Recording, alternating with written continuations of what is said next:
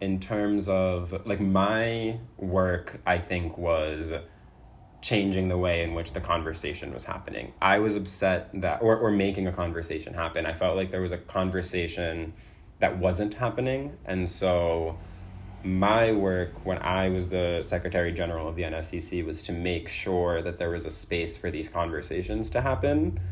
And so that was really the conversation that wasn't happening, I found, was white people being comfortable to be uncomfortable and talk about race. One of the earliest things that I had been a part of was when we did the #HereAtNU campaign. And so we actually had students call the school out on the way that it was sort of sweeping these issues under the rug.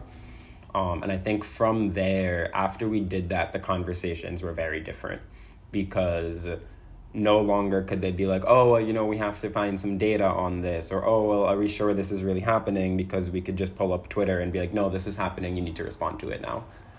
One of the main reasons that myself and the other students who founded the caucus really wanted this group was because we found there's this pattern where student activism happens, then students graduate, then nothing happens, then people reinvent the wheel and they're fighting for the same things. But my hope for these organizations is to keep asking that question, and those kinds of questions, where are our students of color? Where are our low-income students?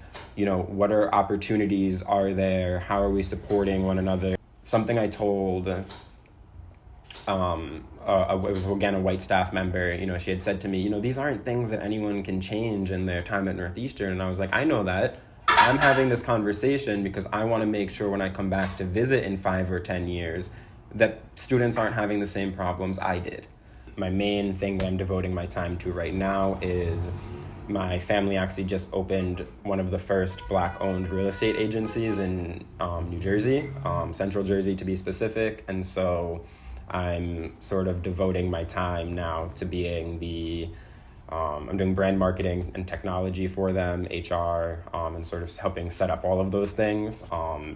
It shocked us when we did the research and we found out that there aren't other Black-owned real estate. There's a lot of Black realtors and Black brokers, but there's no one who actually owns the company in our area. It's liberating, honestly, to do work for my elders and for my community, and to think about how the work I'm doing is helping.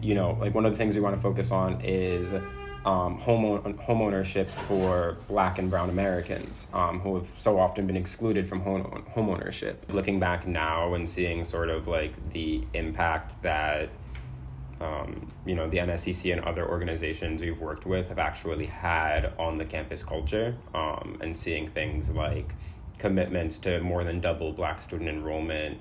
They're doing the diversity and inclusion climate survey. That was something that we've been pressing them to do forever.